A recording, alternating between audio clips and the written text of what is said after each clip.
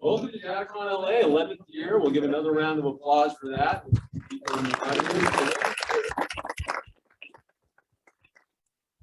Our organizers, one of our founders, Subhash D'Souza, Gina's, Al, and Kyle, and an army of volunteers, and our sponsors, USC, and of course, Marshall School of Business, Fine On, alum here. Round of applause for those folks. Hey, venture capital and the rise of generative AI. Make some quick introductions here. Jason Tahir, as a venture associate at Struck Capital, premier venture capital firm in Los Angeles, mostly in the pre-seed and seed space. Jason Tahir. Erik Huberman, founder of Hawke Media, fastest growing performance marketing agency in North America. Also founder and CEO, if that wasn't enough, of Hawke Ventures. Kishen, Patel, former fellow at Lightspeed, angel investor in the consumer internet and gaming space, helped design the original content strategy at Netflix, among other things. We'll hear all these folks talk in a second, don't worry. And Margaret Jennings, formerly of Google and OpenAI, who's the founder of kindo.ai. We'll hear about that. Randall Chalawsky, not as anywhere near as accomplished as these four folks, but I'm a Marshall alum, full-time professor in the Cal State University System, startup advisor, and I run the startup program at DataCon LA, and I'm a mentor and roundtable leader in the Marshall Thrive Incubator. Shout out to Paul Orlando. Round of applause for these guys. Order just left to right. Erik, tell us about your day and tell me about what I got wrong about your background. My day, I would say it's figuring out the confluence between marketing services, AI, investing, and everything we can do for marketing world domination. How big is your firm in the Hawke? We're about 250 full-time people. We manage marketing for about 500 brands, anywhere between, we work with like Nike, Unilever, Estee Lauder, a lot of middle market fashion beauty brands, and a lot of startups as well. Investment portfolio on the venture side's about, I think we're at 35 companies. On the angel side, it's probably another 50. And then our AI tool, we're digesting about 8,000 companies' marketing, media, and revenue data on a real-time basis, so we can benchmark, adjust based on the market trends. Very cool. Margaret Jennings is here to keep us honest, and that's how I like to look at it. Margaret, tell us a little bit about your day and about what you're doing at Kindo, your background, and people. Yeah, for sure. So I've been working in AI for a minute. I started a PhD in human-centered AI a couple years ago, and then it became very hard to study human interaction during the pandemic. So I spent out my research and went to Holodoc, which is the largest telemedicine platform in Southeast Asia, built an assistant for midwives, and that scaled to 230 million patients, became the standard of care in community health. And then OpenAI learned that I was building an assistant with AI, joined those efforts, and that became ChatGPT. That went well. And now I'm working on enterprise offerings. How do you create a closed garden for your enterprise, where the way you work becomes IP on how to train LMs to do it for you. And so it becomes a matter of managing AI as well as managing a team for better performance, better productivity, and the expert in the loop. I spend most of my time talking to users and customers and building a product that people actually want to use. I'd say most people outside of our bubbles don't actually want magic. And so part of it is, how do you bring a workforce into this new productivity era? And other than that, spending a lot of time with research engineers, just lots of people. Thanks. You guys hear okay? Yeah. Kishen, can you guys hear me? Your background, and we'll adjust that microphone in between, but tell. Okay, I don't know if you can hear me, but I'll try to talk loudly.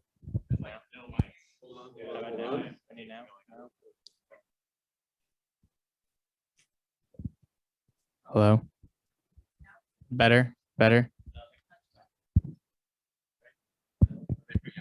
Yeah? How about now? Good? Great. Okay, good. Great. Yes, I'm Kishen Patel. I think the question was how I spend my days. Right now, it's pretty tough time to be kind of staying up to date with everything going on in AI. There's just a ton of information. So reading a lot, a lot of conversations with, founders, investors, things like that. I think for me personally, I think I tried to tie a lot of my conversation with the founders, try to understand what they're focused on, and try to contrast that with what I'm reading about in kind of general newsletters, publications, papers, and try to pull out threads I'm seeing in common and try to focus my time trying to understand what they're thinking about, what they're at, because they're at the cutting edge, and that's kind of where we want to be. So yeah, that's kind of what I've been doing, spending my time. Perfect. Yeah. How I spend my day. So quickly on Struck Capital, we're pre-seed and seed software investors, like Randall mentioned. We're investing out of our second fund, which is $75 million. I'm on the investment team. So primarily that means finding great founders, particularly in AI, given kind of all the excitement and technical advances there, as well as supporting them to get to pre-series to Series A stage and beyond. So we take a pretty hands-on approach. We do 4 to 6 deals a year, so we're not necessarily investing in 50 companies and then saying good luck after we wire you the money. So we're pretty excited to partner with founders for the long term. We've been investing in companies leveraging AI and ML for a really long time, and it's exciting to see all the kind of advancements and new founders entering the space. Okay. Before I turn into a professor for just a couple of minutes, give you a little bit of background and lead up, and then we'll get to some questions. Okay, this data is from McKinsey. I just want folks to understand in the audience really what's driving capital allocation in the enterprise and the startup space. So here, we're in a race to drive down costs and increase productivity. These guys are going to tell me why I'm right or wrong. This is my thesis and McKinsey's thesis. And really where we see here, I'll explain the chart real briefly, revenue impact very low. What are we trying to do? We're trying to drive productivity and drive down costs in generative AI. That's why we're chasing generative AI from a capital allocation perspective. Again, my thesis, McKinsey thesis, these guys will tell me why I'm right or wrong. Large corporate use cases driving down cost structure. Software engineering, marketing, sales, we'd like to hear that, right, Erik? Customer operations, and some product R&D. You can find this report online, very useful report. I found a lot of interesting data. Okay. Another slide that's hard to digest in this kind of format, but I'll do for you quickly.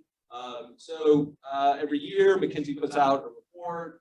They've been reporting on AI, now generative AI, and they've looked at user adoption in terms of automation of time spent on current activities. And this data reflects 80% of the workforce in 43 countries. And they used to think that adoption in terms of automation time spent on current activities, this is largely knowledge-based workers in the enterprise. We used to think adoption was going to be somewhere, the midpoint was going to be somewhere around 2050. Well, now they've moved the midpoint back, and they've moved adoption back to somewhere between 2030 and 2035. So, everybody got that? Everybody got that? Margaret, you ready for the big question here? Because Margaret is going to educate us. Okay. Why is now different? Why is it different now? We've been talking certainly about AI 10, 15 years.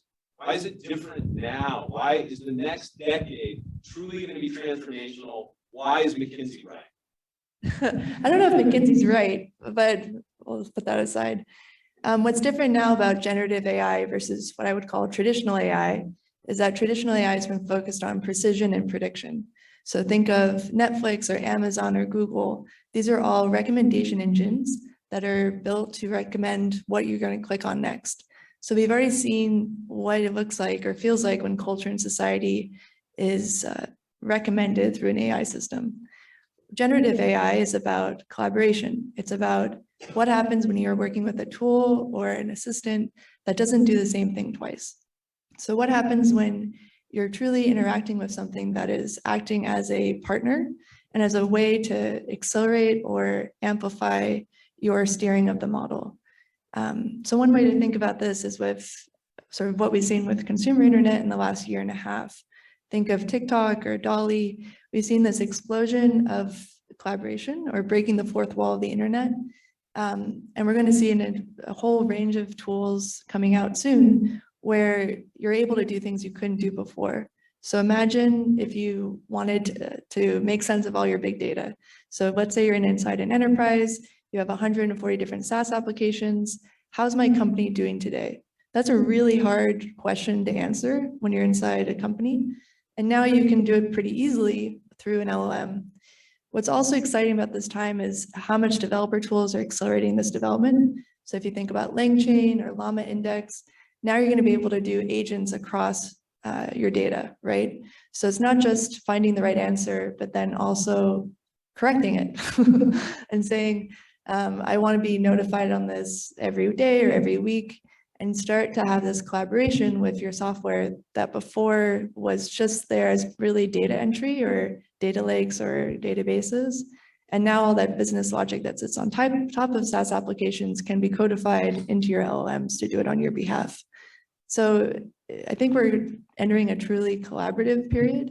I don't think there's, if your job is rote or menial or requires you to do the same thing over and over again, this is an opportunity to now offload that onto an LLM and for you to do the things that matter most and to start thinking more creatively or analytically or strategically about how else can you drive performance for your team or for your company. It's a very different space. And I'm excited about it. I also think that it's an opportunity for all of us to not be stuck inside the same box anymore and to reevaluate what does it mean to work? What does it mean to have a job? What does it mean to be part of a team? And how can I participate? So anyways, yeah, that's why I think generative AI is very different than traditional AI and why this period will be harnessed by workers and not just by automation.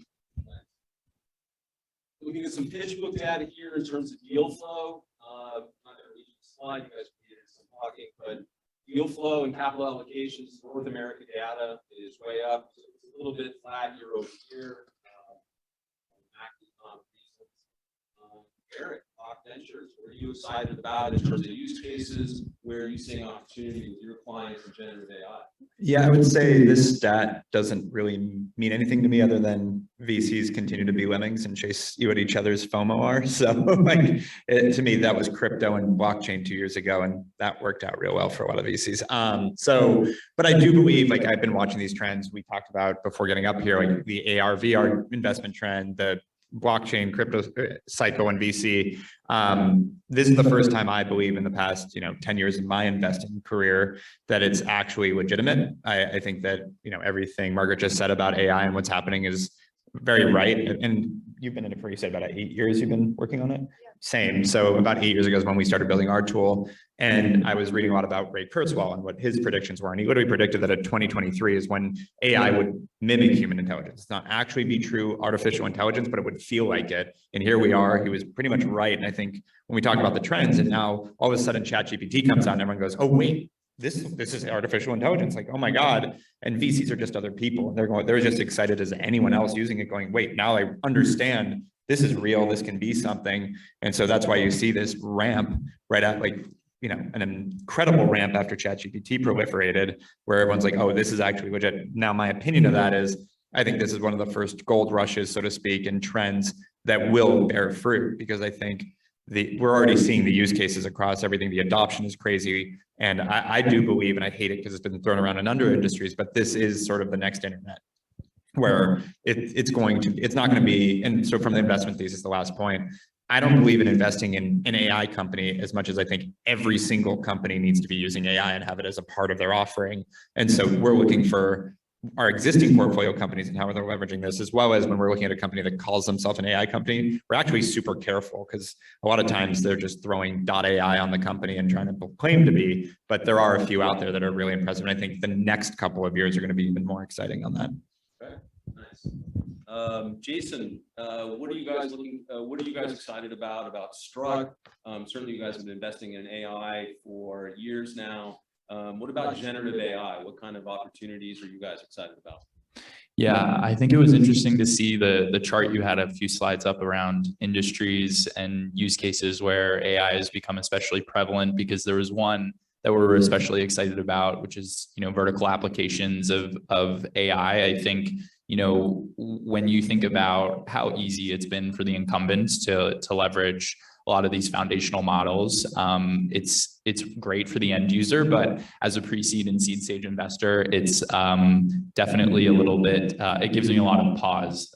If I was a public markets investor, that would be great. And I can just back like Microsoft and NVIDIA and Google. But for someone who's backing, teams and companies that are 3, 4, 5 people, it makes you really rethink things. And so when I think about areas we're especially excited about, I think verticalized application layer is something we're really interested in spaces like manufacturing, logistics, healthcare, where there's a lot of non-publicly available data that the foundational models necessarily can't ingest and scrape and continue to like augment their own capabilities. And essentially you can, ingest more proprietary data from your users and create like a really high fidelity, finely tuned model to ultimately drive a lot of exciting end use cases.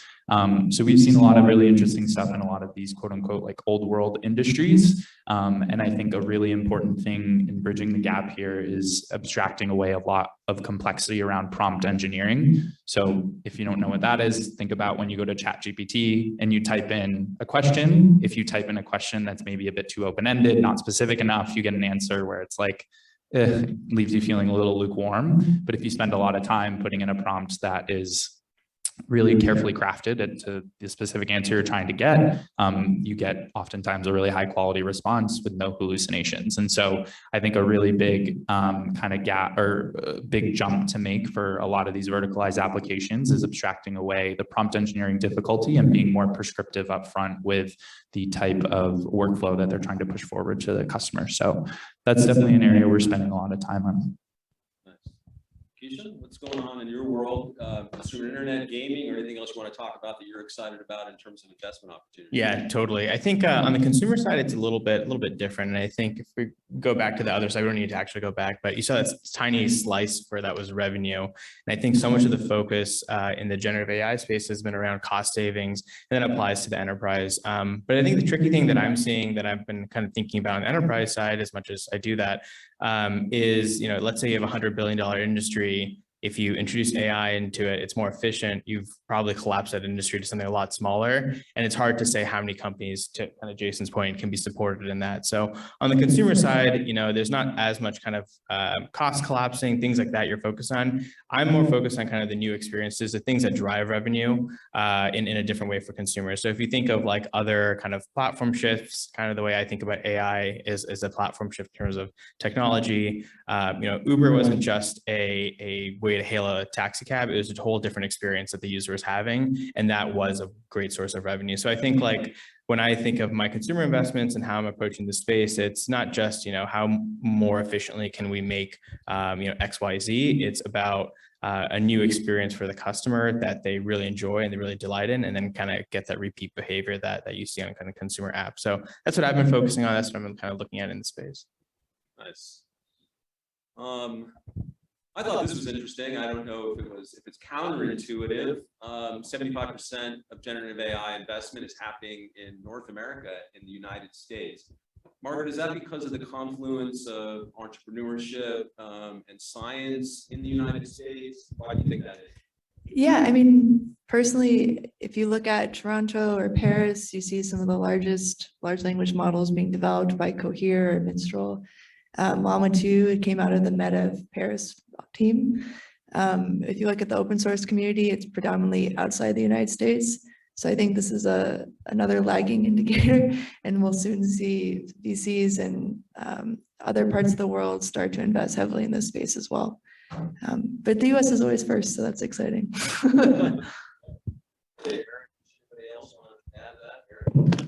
Yeah, I'd say with all our flaws, the one thing the US continues to be really good at is entrepreneurship, of, pioneering, of having that spirit of that. And it continues, thankfully it's continuing, which is why the biggest tech companies in the world still to this day generally have been founded here. And I think that's just in our culture. Yeah, maybe one quick point on this. I think I really echo Margaret's sentiment. I think particularly in AI, a lot of really exciting happenings in Toronto, London, and Paris. We traditionally invest in North America, have a few investments in Toronto in particular, but mainly the US. And I think as investors who aren't a multi-stage fund, so are a little bit more price sensitive and can't do a pre-launch product at 50 posts, we're really excited by the price discipline and cash discipline that a founder from Toronto might have versus someone from San Francisco, let's say, where they can raise at a valuation that sets the company up maybe for a really difficult Series A and beyond. So I think broadly very excited about teams outside of North America. I think for all VC's flaws, a lot of funds do have a good product offering with how they help their founders scale their businesses to Series A and help them avoid some pitfalls. And I think European VCs and Canadian VCs, it's a little bit different, let's say. So I think there's some, there is a lot of value to having a US investor on your cap table, even if the team isn't fully based here. Yeah, actually to reinforce that, our entire AI team's in Toronto.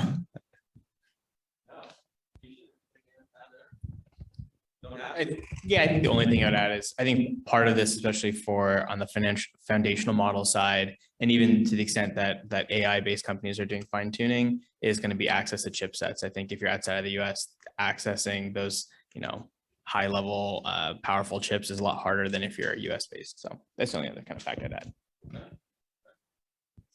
Well, hold on this slide.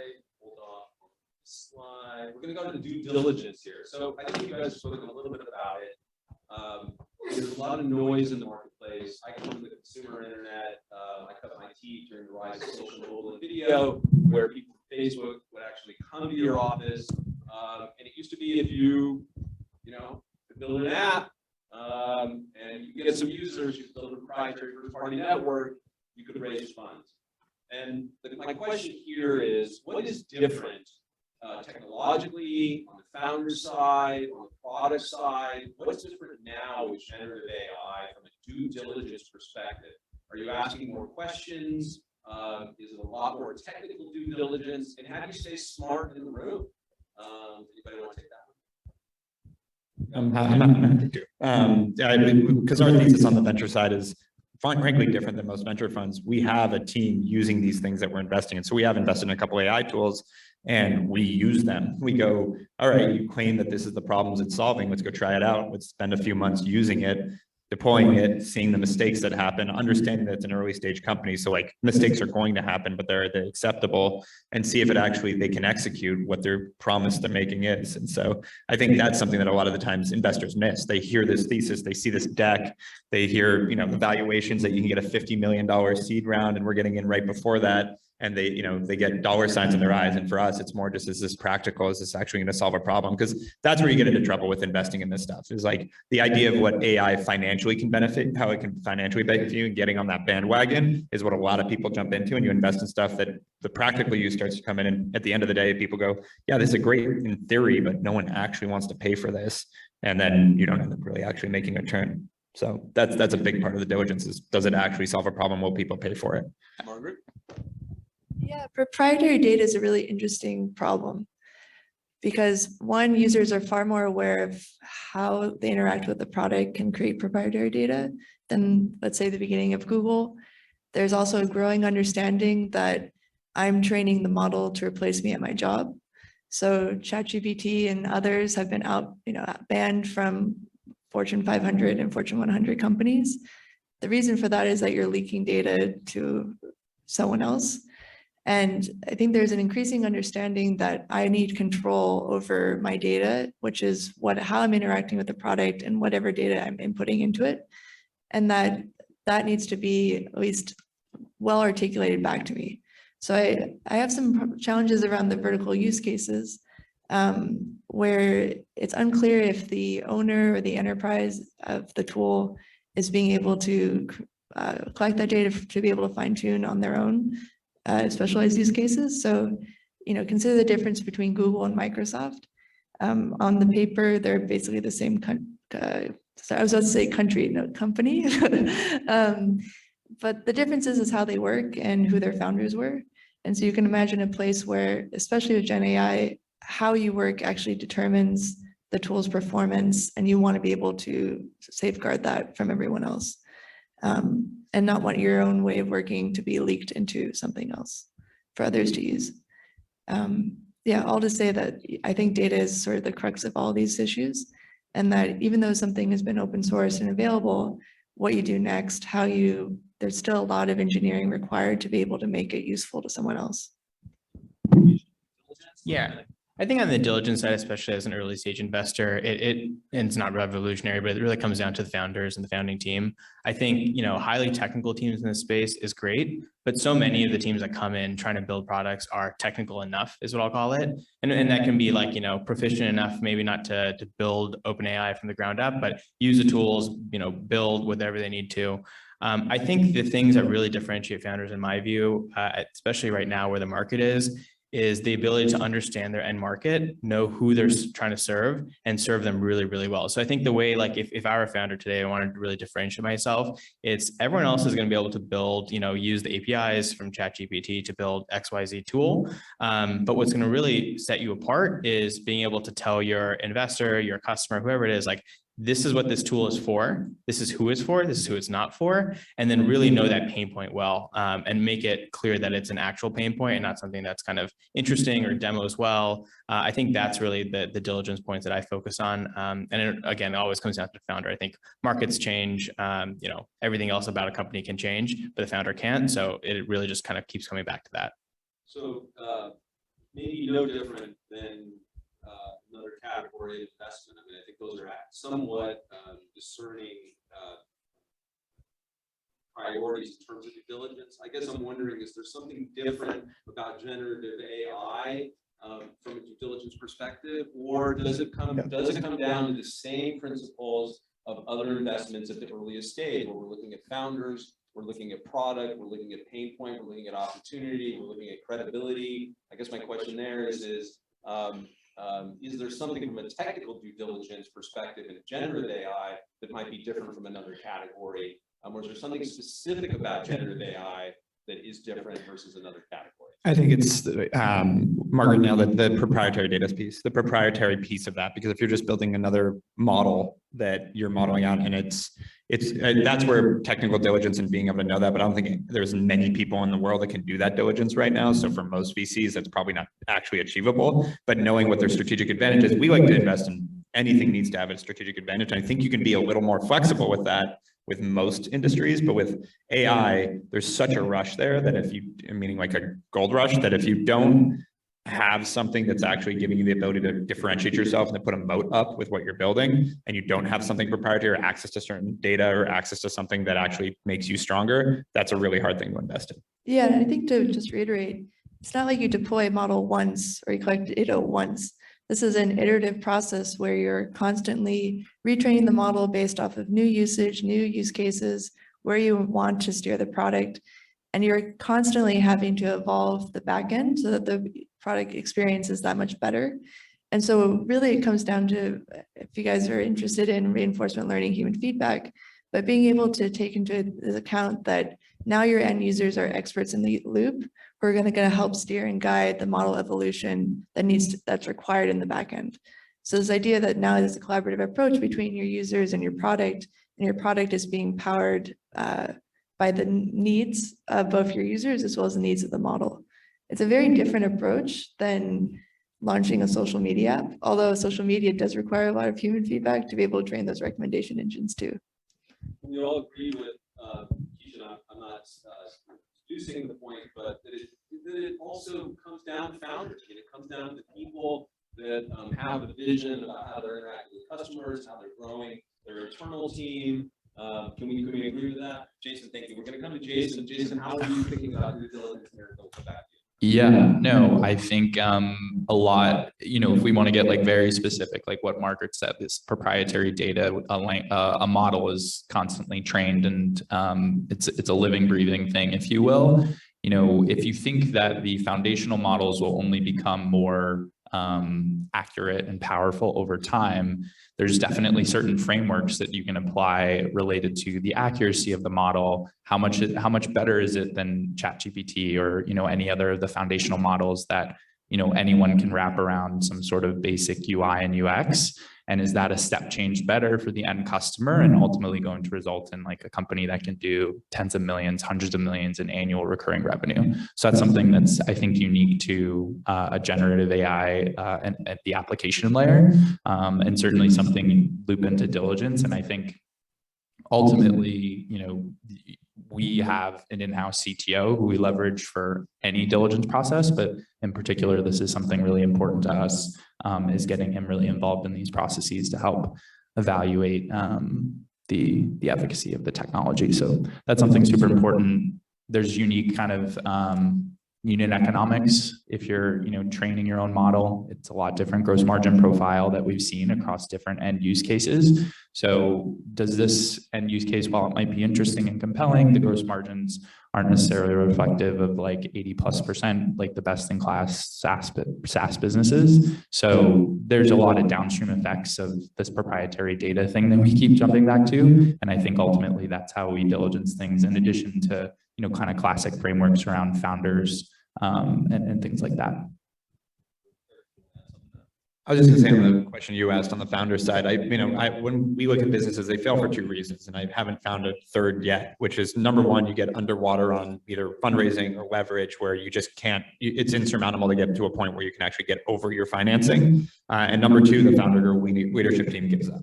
Like that's it. Like there's always a way to restructure, to pivot, to shrink, whatever, if you aren't under those financial burdens. But it's on the founder or leadership in general to keep going. And so it all comes down to investing in a good leader. Okay, general consumer. And I think we're somewhat centered on this idea, largely about the enterprise, about knowledge workers. I like the thesis. I agree with the thesis. I think we all do on the panel, speaking for everybody. About being collaborative, participatory in terms of training models. I think there's some level of transparency there. So my question is are there roadblocks for the general consumer, whether that be in the workplace or whether that be their own consumption, ready to adopt and participate in generative AI? And what are the roadblocks, if any? Yeah, I'm happy to jump in. I think in terms of roadblocks, it's really less on the consumer side and their willingness to try the product. I think, you know, you can see just from like ChatGPT usage, people are interested, people want to see how this could work. Obviously usage has kind of come down since initially launched. But I think a lot of the roadblock is in how apps have kind of integrated the consumer experience to date. So, you know, I can think of, you know, like let's say there's 100 banking apps where they've added a friendly chatbot into your banking experience, but now there's basically two kind of consumer workflows. So there's one where you want to go through the regular app and do what you're used to doing, and then this like bot that you're supposed to like interact with that could do something else for you or the same thing. I think in a lot of cases, it's really coming down to figuring out how you actually integrate those kind of consumer experiences directly into the app. And sometimes it might mean kind of building that up from the ground up. But today, I think the biggest roadblock is if you already have a stack, if you already have a user workflow, rethinking it with AI has been a really big challenge, I think, for a lot of teams of how to kind of re-engineer that to make it native, make it feel natural, because at some point, you know, clicking a button is just as easy as talking, you know. So that's something that I've kind of noticed as I've kind of talked to a lot of companies. Yeah, I think we already see it today with character AI. That's similar to Tamagotchi online, basically, of having the ability to talk to different avatars or talk to different personas. I think that's going to evolve very quickly as we become more multi-modal, where you're going to have video and text and the ability to create music. You see that on TikTok today, where you can create a song in 30 seconds. It's just going to become far more creative and collaborative in a way that I think young people get, and maybe I feel like I'm even aging out of it, where just teenagers are far more creative online than I think we were conditioned to be, where it was more like distributing or curating. And now you're able to create a short film with Runway or short music with TikTok, or create images that didn't exist before with Midjourney. And so my guess is that there's going to be a new consumer platform soon that is able to harness that multimodal. And for those who don't know what that means inside research, it's the ability to take any sort of input and translate it or manipulate it into something else. So you can imagine a world where if YouTube is the ability to distribute short film the next sort of big consumer platform would be to be able to create your own short film through the experience. And you already see that today with Runway's mobile experience as well.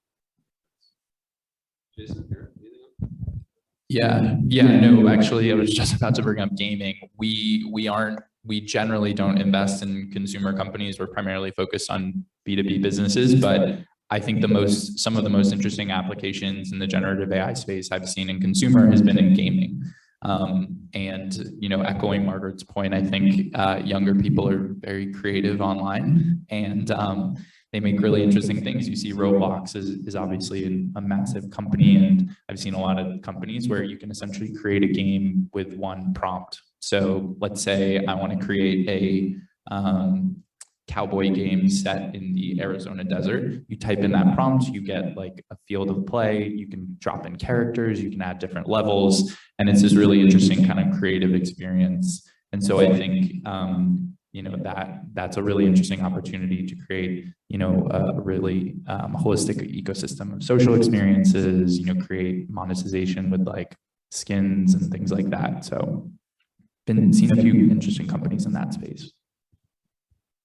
Yeah, actually, we got an email this morning from our AI team going, I think we should turn your book into AI, and we're going to start working on it. Just to heads up, as long as you're okay, which is like, I don't know why I wouldn't be. But in terms of consumer, like that was, I didn't even think about that. But by the way, I have a few copies if anyone wants one with me. But it's, you know, the ability to engage with content and things like that through AI and have it turn into a conversation when you're trying to learn something. That's another consumer thing that's coming right now, is distilling down content. And even ChatGPT does that, where you can actually engage that way. So, I mean, I forgot the number, but I think it's something like 20% of the US has already used ChatGPT, which is, by the way, human adoption is generally incredibly slow. And so usually that's a great predictor of innovation. Like one thing I watch with AI, like 10 years ago, everyone talked about driverless cars replacing truck drivers by 2025. And now we're here like halfway through 2023 and we have a truck driver shortage. So like, I don't think in the next year and a half it's done. Like I'm sure that at some point there will be a lot of driverless trucks, but like it's not there yet. So usually we over anticipate adoption. In this case, even with the McKinsey chart, we've under anticipated adoption, which is not, that doesn't happen. So that's been really interesting because human behavior is hard to change and humans don't adopt things very quickly. In this case, they're accelerating it. Behavior, I don't want to go too far down it, but in terms of due diligence, is bias a thing in terms of how information is being injected into a model? How do you ask those questions in due diligence? I don't know how you have that conversation. Do you think about bias in terms of due diligence and talking directly to founders or your own investigation in terms of a product or in terms of the team? Okay, great. I was just going to say real quick, I mean, it really depends on the company. If there's inherent ability to have a bias, sure, it depends what they're building. I think there's certain types of AI that absolutely you have to be careful of bias, but certain ones that are ingesting objective data that you're not worried about bias, and thus the sources of that data are inherently biased for some reason. But yeah, we look at that, but generally it hasn't been that big of an issue. Yeah, I mean, I think ethics in AI, we're actually planning our annual summit for the fall, and that's one of the panels that we have is ethics in AI, just related to bias, like you spoke about, like what is this model really ingesting? And so ultimately it drives down to the use case, like Drew was saying. And I think, you know, there's different levels of data sources that you can get where they're just objective, or somewhere, you know, there can be more influence. And I think, you know, in particular, that's where you want to be really careful and prudent about the founding team that you're backing. You know, we're ideally looking to back someone in a vertical use case, someone who has that type of experience. So like, have they worked in logistics before? Have they worked in healthcare before? Hopefully they come in with a more objective framework in terms of different data sources to ingest and things like that, that ultimately make the model not biased to any one individual stakeholder in some poor fashion. Get your questions ready. We're going to start questions a little earlier. I have to run down, actually walk very carefully down the stairs, speak into the microphone, ask a question. We'll have about 15 minutes for questions, so if you could have them ready, that would be fantastic. I've got 3 more questions here. This is fun. So the coolest startup, Margaret, you can say Kindo if you'd like, coolest startup in the generative AI space that you've seen. You can talk about it in terms of its utility, In terms of vision, you can name names. So we're all going to go down the line. Who wants to start with the generative AI? I think I'm the only one working at a startup. So yeah. Well, in terms of what you, sorry, to interrupt, in terms of what you've seen, or where you're working or founding, and Erik works at a number of startups. Yeah, so I mean, I'm obviously very excited about Kindo. It's a startup that I co-founded. It's a new work OS. It's the ability to safely collaborate with LLMs within the workplace. We elevate your work. It's and yeah, we haven't. It's been very easy to sell, which has been great. And I think a lot of people see the potential of ChatGPT, but want it for their own enterprise within safeguards and the same permissions and controls that you had with SaaS applications. I personally believe that SaaS applications are going away and that you'll have one cloud with a set of permissions with agents that do your work on your behalf. And yeah, we just believe strongly in taking a human-centric approach to Gen AI. As far as cool startups that are not in the enterprise space, I'm very excited by like Wonder Dynamics, this ability of being able to do one-click CGI. I think that's super cool. I'm really excited by the work that's being done, especially in creative applications and just lowering the barriers around entertainment. I think someone's going to create the next Pixar if they haven't already. And I think we're going to have a similar moment to what we had with Toy Story in 1997 or Star Wars in 1973, where you're going to experience an amazing story in a way that was just far cheaper to make. And so if anyone at USC is working on that, you guys should. You're in the right spot. But yeah, I think there's just going to be a whole wave of new entertainment and media companies that do not fit within the models that we have today. Yeah, happy to. Actually, the company I was going to highlight that I'm most excited about is Enrolled AI. So Lightspeed just did their Series B. Awesome company. So what they do is they're a character engine. So if you're familiar with gaming, so I focus a lot on gaming, you might be familiar with kind of physics-based engines for like Unity or Unreal. Enrolled is building a character engine. So essentially you can create a character for your game, give it a background, give it a bunch of details about who they are as you know, in the character, how they fit into the game, and then in a really easy way, kind of insert them into the game, and players can interact with them kind of on the fly. I don't build myself as a technical person, but the process is so easy that I was able to do it. So I'm sure a bunch of people can do it. And it's really fascinating because what they're doing isn't just kind of putting ChatGPT into a game. It's kind of matching the responses to the tone of voice, to the facial animation, kind of what Margaret's touching on in terms of like Pixar. It's like something along those lines of building this really immersive world and having kind of eventually agents in a game where people can interact with them, you know, whenever they want, however they want. Really exciting team, really excited about that company. Jason? Yeah, I think the entertainment piece is interesting. We're here in LA and have seen a lot of generative AI companies in the entertainment space, and I think the most successful one will work totally outside of the paradigm of traditional studios and things like that. We have a studio as well, so that's an incubation arm where they research and refine ideas, start companies, and hire founders to execute and grow them. And ahead of our studio is the founder of Pluto TV. He's also runs Paramount Plus. And we were looking at a company that was essentially a co-pilot for writers at studios. And so think through like helping me write my script, helping me put it into storyboarding, and all of that process. And it's a really tenuous moment in Hollywood and for writers, as probably most of you or all of you are aware with the strike.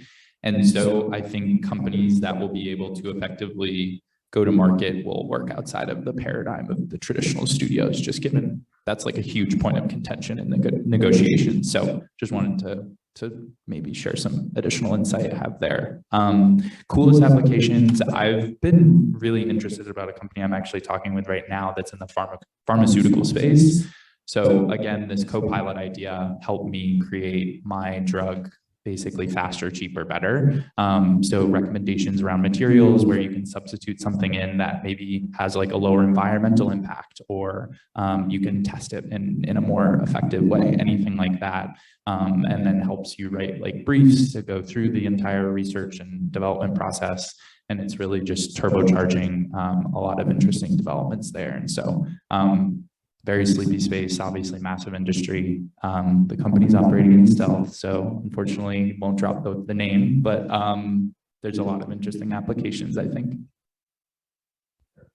Yeah, I want to hear more about what Margaret's building first off, because I learned about it this morning, but I'm excited about that. And then also, I mean, we've been building Hawkeye for 8 years, and it's finally at a point where it's, you know, in the market, it's working. So this thing that I pictured like 8, maybe 9 years ago now, actually seeing it come to fruition. And basically it's digesting, again, thousands of companies, marketing and revenue data. So it allows us to adjust in real time and then educate AI on what actually works and doesn't. But the problem with using a company's own data to optimize, to build is like, you know, people talk about, oh, I was doing so great in 2021 with my business, and now in 2022, things are down. And they assume it's something they did differently versus market conditions. And like on the wealth management side, you have the S&P 500 as an index for wealth managers and how they're doing, but on the marketing side, you have nothing. So this allowed us to create that data and now educate AI on like, but what changes that? How do you outperform? What are the things, whether it's creative, copy, the targeting you're using, whatever, all these different indicators that allow us in real time to see what's shifting the market. And then again, continue to educate AI on how to do better and better marketing, the goal being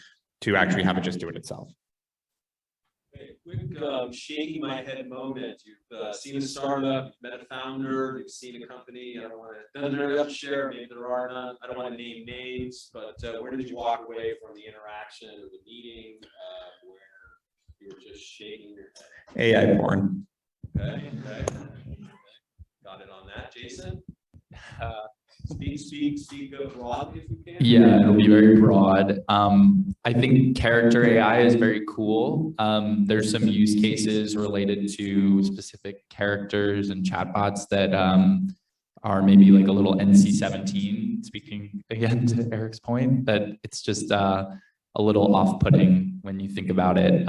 So those interactions have been very strange and ones I don't opt into anymore. So if you email me about something related to that, I probably won't be digging in too hard, unfortunately.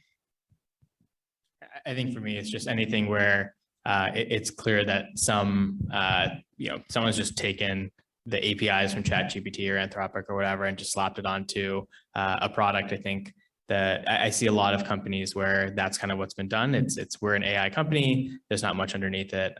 So the people that have kind of done that diligence more is kind of what I've been focused on. Yeah, I think those who haven't thought beyond using conversational UI is usually a big red flag that this is a tourist and not someone who is going to be able to weather the storm. GPUs are resource constrained. It's just like the reality of the industry that we work in.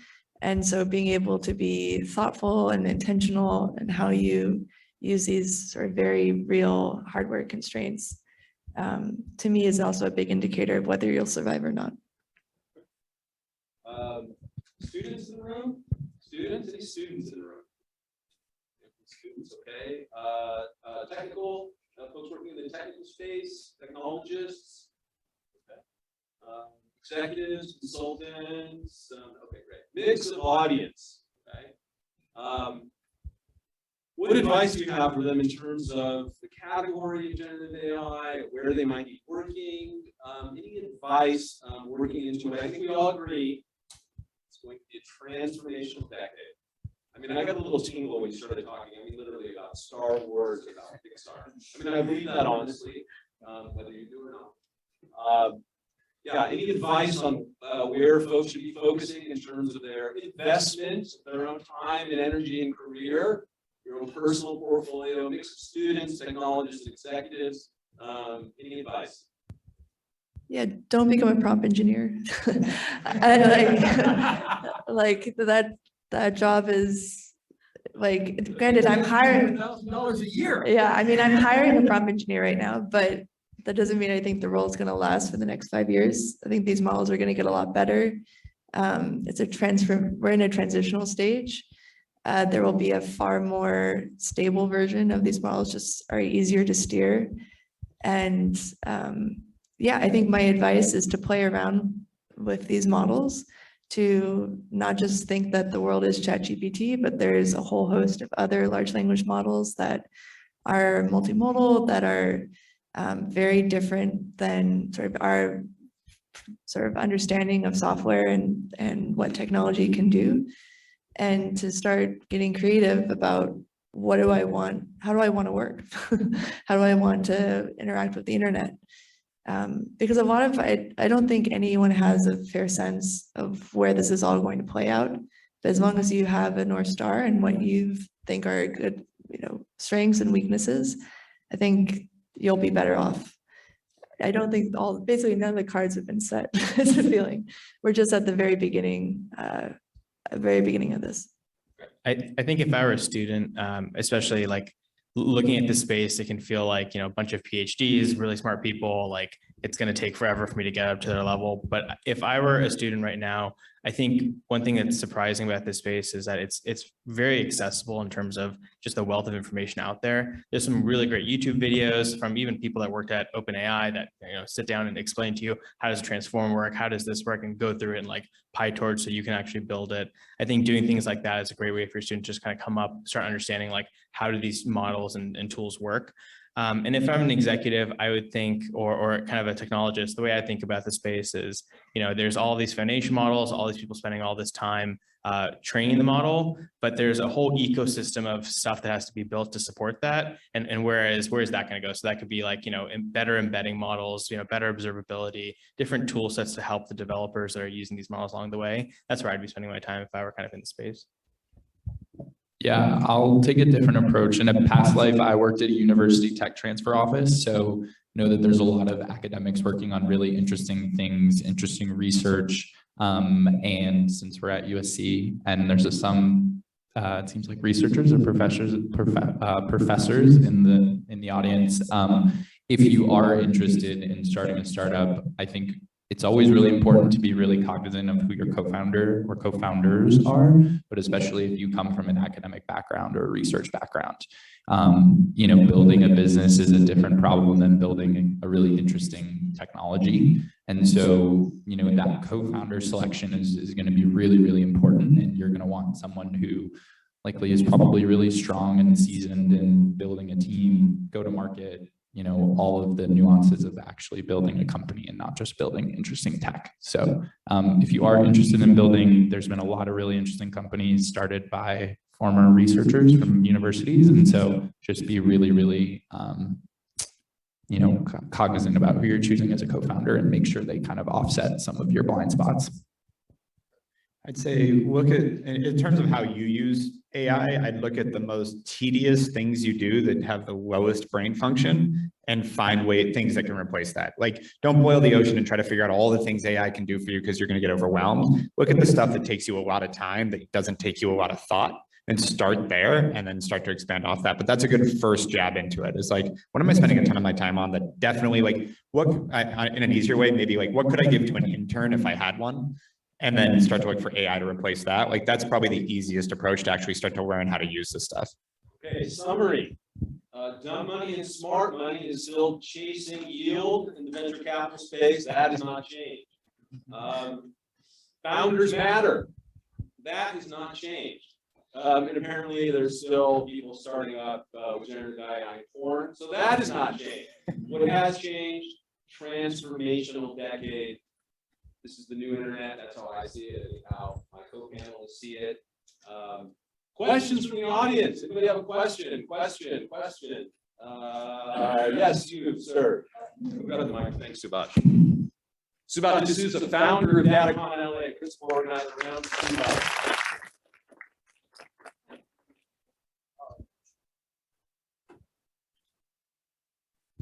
Hello, my name is Kishen. I'm an analytics engineer at Netflix, but really what I'm really excited about,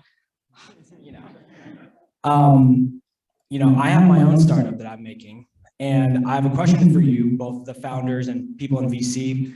When, like right now I'm bootstrapping, but I don't see the need for VC money. At what point do I need VC money? Get away from. You all hear me, by the way? Yeah. Great. If you don't need money, don't take money. Bootstrap, like my core business on media has been bootstraps and invest. I'm saying this as a VC too. Use money when you need it to scale. But if you can do it on your own, don't take money. You're better off continuing down that path. Jason, tell him why he needs your money.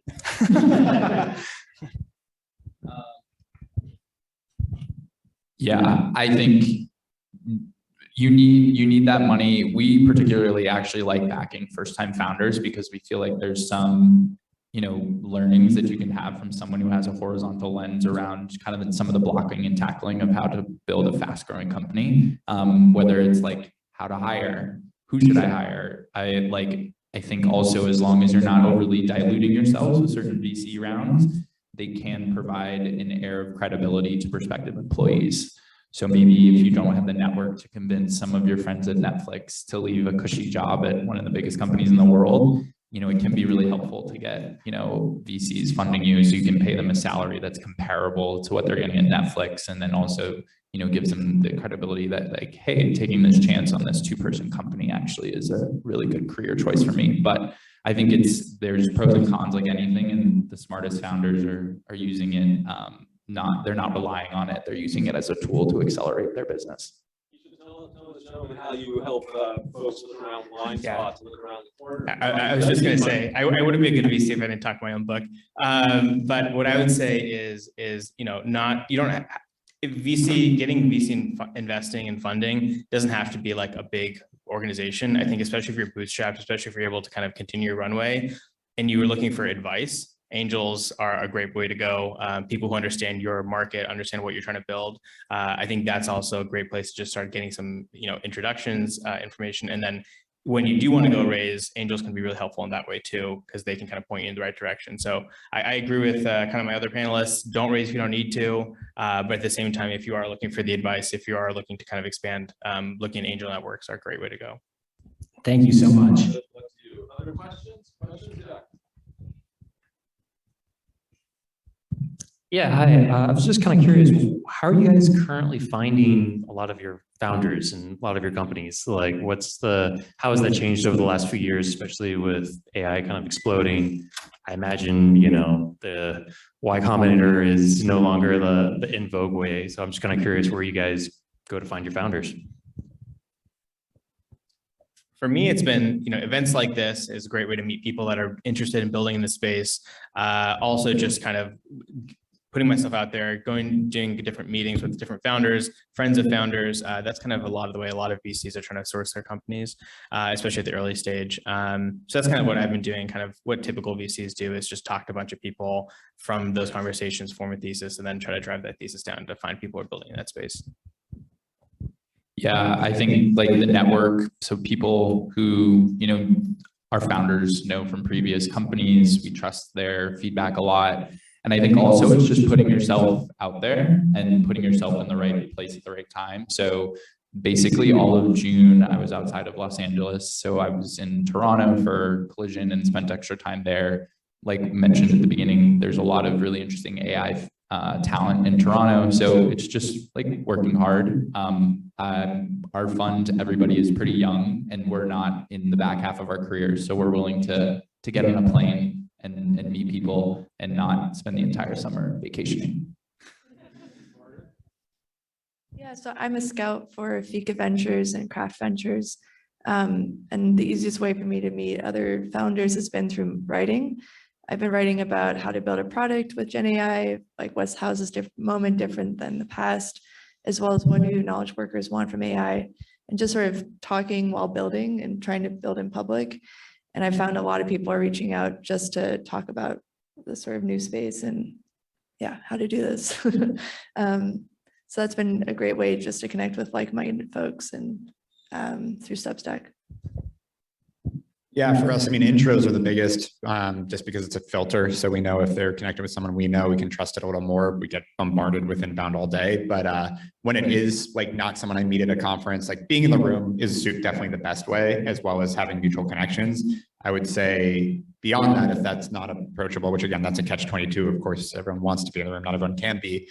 If someone blind reaches out to me, they have to like cater it to like what I actually invest in when I'm looking at, it's actually, then I'm pretty open. Like if I get an email that they actually understand our investment thesis and why they're a part of that, I'm going to want to look at it. I don't want to miss a deal like that. But I get a lot of spam of like, we're raising money for our random technology that has nothing to do with what I look at. And I ignore those completely because that's just, it shows, yeah, just a lack of focus on what they're doing. And that can, like, I want to see, again, it goes back to the founder, and are they someone that can be purposeful and be, you know, proactive in the right way?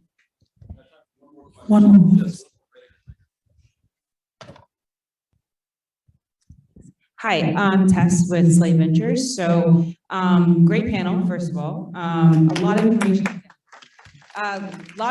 about the future. And you're talking about how younger people are very creative. I believe it's because the automation of the things that we have more free time, right? You're talking about AI and how everything's getting faster. We don't have to do things, so it's opening up creativity.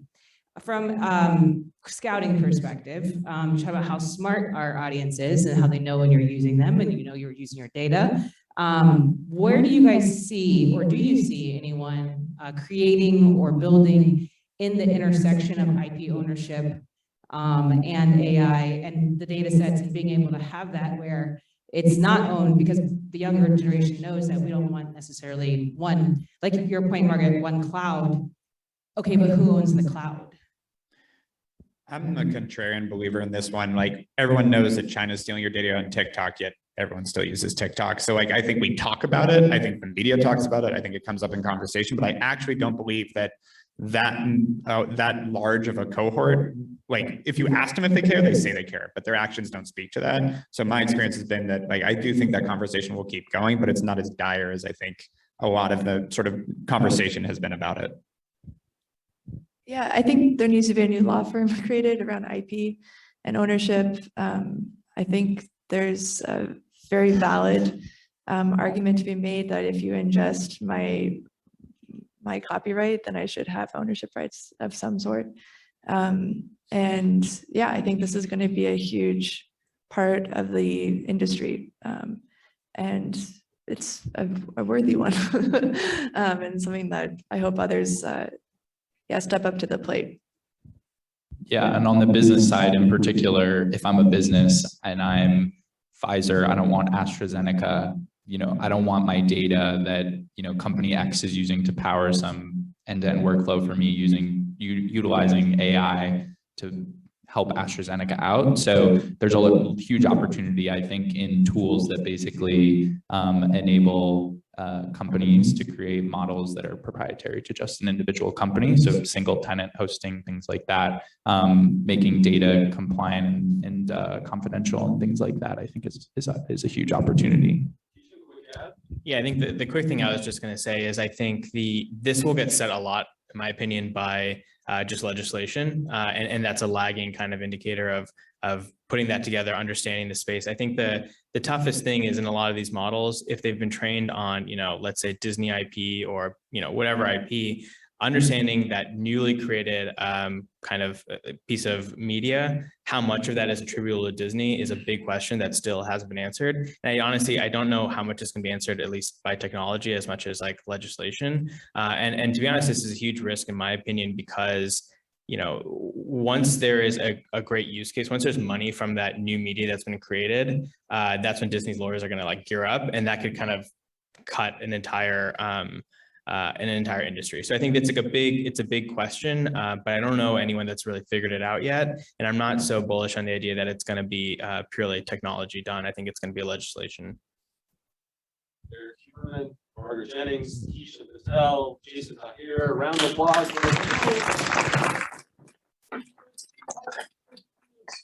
Thank you guys.